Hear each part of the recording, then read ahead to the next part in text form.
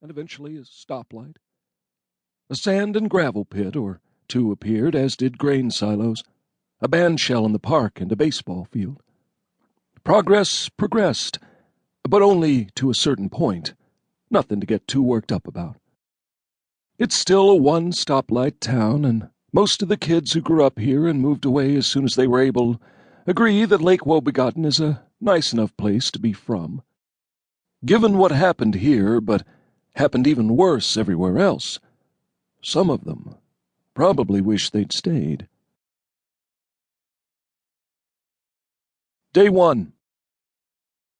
Not too good a day, really, overall. 1. Fish icing. The winter the zombies came to Lake Woebegotton, and everywhere else on the planet too, of course, but let's not overreach here. Knowing your limitations is one of the first steps towards having a life that's not as miserable as it might be otherwise. Gunther Moncrief woke up in the deepest, darkest, coldest part of the night with a powerful need to urinate, and sat up in his old fish shack with the cracks in the walls stuffed with the crumpled pages from phone books, while the wind whistled through the holes he'd missed, and his little stove radiated weak heat, and the cot springs creaked under him, and he thought about how terrible it was to get old. Except being old and alive was better than all the alternatives, which were pretty grim if you dwelled on them, so better if you didn't. Could be worse, after all, could be worse. Still, the time was he could drink like a fish or a sailor and go to bed and sleep straight through the night and get up in the morning and let loose with a stream that sounded like a roaring river as it hit the toilet bowl, and then go out to the bar and do it all over again. But since he hit 60 or so, he developed what the fellas down at the backtrack bar called a girly bladder, and it seemed like he had to pee about 15 minutes after every time he took in a tablespoon of liquid. He thought about just picking a corner of the shack to let fly, but since he barely had room to turn around in here, it didn't seem like a good idea to make it any smellier than it already was. And the smell of piss had a way of cutting right through the smells of wood smoke and fish and old sweaty boots and moist coats, and making its presence known. He also considered taking a slug from the nice big bottle of bourbon he had tucked in cozy next to his cot, but the thought of pouring even another drop into his bursting bladder was too horrible to contemplate.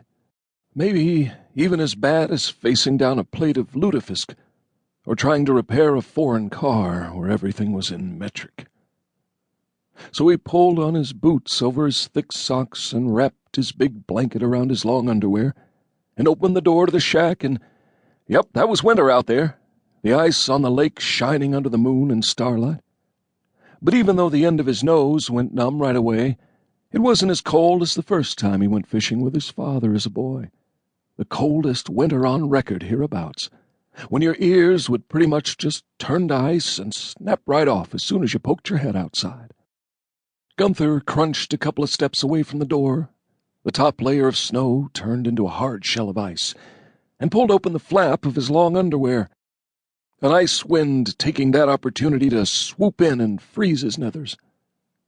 He went ahead and did his business, steam rising up from the snow, and thought about the story his father used to tell about his old friend Johnny, who went outside to pee one night and got caught in a sudden cold snap, and they found him the next morning, frozen through and through like an ice cube, his urine frozen too in midstream, still attached to him, so he looked like a statue, or maybe more like an obscene kind of sculptural fountain like they might have in San Francisco, which Gunther's father always, without fail, called San Sodom Francisco Gomorrah, though he got a wistful, faraway look, too, when he talked about the times he'd been on leave there during the war, as if, for a den of relentless iniquity, it hadn't been so bad.